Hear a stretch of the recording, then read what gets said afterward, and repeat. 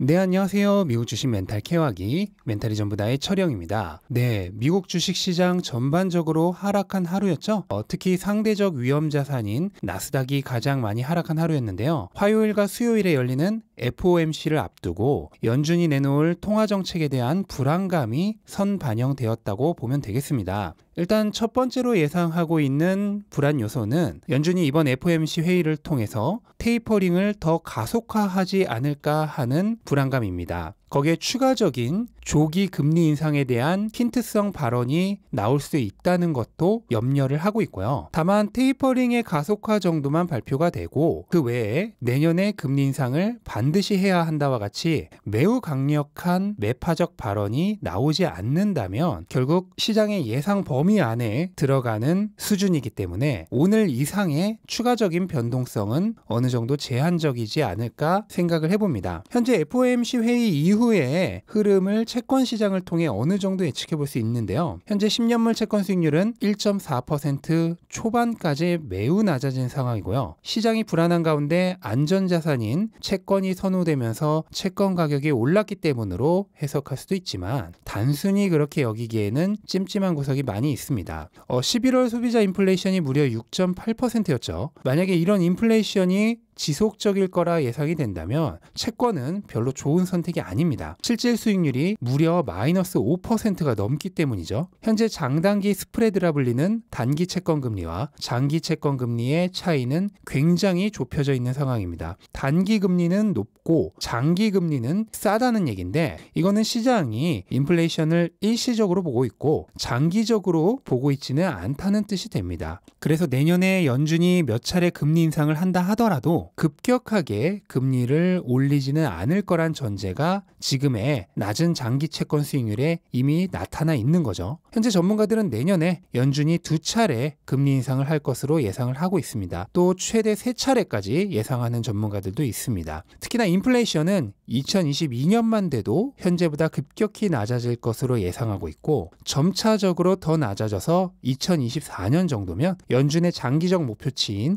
2%에 거의 도달할 것으로 보고 있습니다. 현재 인플레이션의 원인을 공급망 병목 형상으로 인한 수급 불균형과 팬데믹으로 인한 고용시장 불균형으로 인해서 기업들의 지출이 증가한 것을 가장 큰 원인으로 보고 있는데 이게 2022년부터는 서서히 해결될 것으로 예상하고 있는 거죠. 결국 이러한 전반적인 경제 흐름과 연준의 긴축 행보가 현재 시장에 조금씩 미리미리 선반영이 되어가고 있는 과정이고 그 과정에서 이렇게 한번 강력한 조정도 발생하는 것이라 생각을 하면 됩니다. 그 얘기는 시장의 예상을 크게 벗어나지 않는 수준에서 현재의 이런 경제 흐름과 통화 정책 기조가 유지되는 한 급격한 변동성은 발생할 가능성이 크지 않다고 보여진다는 뜻이죠. 오미크론에 대한 불안도 여전히 조금은 남아있는 상황인데요. 그 비중은 점차적으로 줄어들고 있는 모습입니다. 현재까지 알려진 연구 결과만을 종합해보면 전염력은 델타보다 훨씬 강력하고 2차 접종을 마친 사람에게 돌파 감염되는 경우도 굉장히 많습니다. 하지만 3차 접종을 하면 예방률이 의미 있게 상승을 하고 치명률은 백신 접종 여부와 관련 없이 델타에 비해서는 많이 낮다라는 게 현재까지의 종합적인 내용인 것 같습니다. 저는 의료 전문가가 아니기 때문에 이거는 뉴스를 종합한 의견에 불과하고요.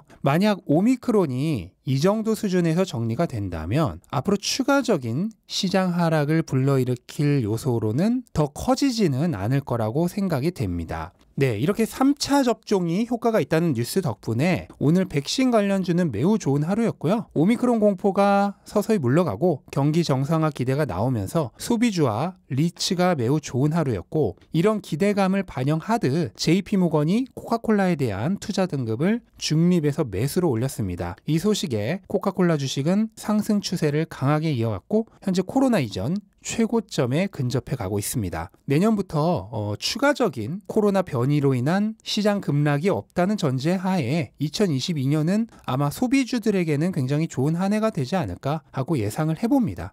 그에 비해 기술주들은 죽을 썼죠. 너나 할 것 없이 대부분의 기술주가 크게 하락을 했고요. 대장주인 애플은 기술주 중에서는 불안한 시국 속에 유일하게 믿을 수 있는 대안으로 주목을 받으면서 장 초반 매수세가 쏠렸습니다. 그로 인해 182달러라는 신고가까지 달성을 했고요. 다만 장이 급격히 안 좋아지면서 후반으로 갈수록 주가가 밀렸습니다. 엔비디아는 결국 시장으로 인해 상승세가 1차적으로는 종료가 된 모습이죠. 어제 7% 가까이 하락하면서 고점 대비 20% 정도 하락을 했고 우선은 270달러 부근에서 1차적인 지지선 테스트를 할 가능성이 높아 보입니다. 네, 테슬라 역시 상황은 비슷합니다. 어려운 여건 속에서도 수차례 1000달러의 지지선을 지켜냈지만 계속되는 매도세의 공격 속에 고지를 넘겨주고 말았습니다. 다행히 어제는 중간 지지선이라 할 수 있는 960달러 선에서 하락이 한번 멈췄고요. 하지만 지금과 같은 시장이 계속된다면 다음 지지 영역대인 900달러 초반까지 밀리는 것도 충분히 생각해 볼 수 있습니다. 일단 어제 테슬라의 1000달러가 깨진 가장 큰 이유는 역시나 일론 머스크의 매도 때문이죠. 일론 머스크의 매도가 하필이면 주가가 지지선에 거의 달라붙어 있는 이 타이밍, 그리고 시장이 굉장히 안 좋은 타이밍에 맞춰서 나오면서 결국은 1000달러가 무너졌습니다. 하지만 최근 일론 머스크가 이틀 연속으로 매도한 적은 없다는 것을 감안하면은 오늘 추가적인 매도가 또 한 번 나올 것 같지는 않고요. 만약 이때 시장이 조금 도와주고 저가 매수세가 들어온다면 다시 1000달러를 회복할 가능성도 있다고 보여집니다. 지지선이 일시적으로 깨져도 2, 3거래일 내에 원래 가격으로 돌아온다면 지지선은 여전히 유효한 것으로 보기 때문에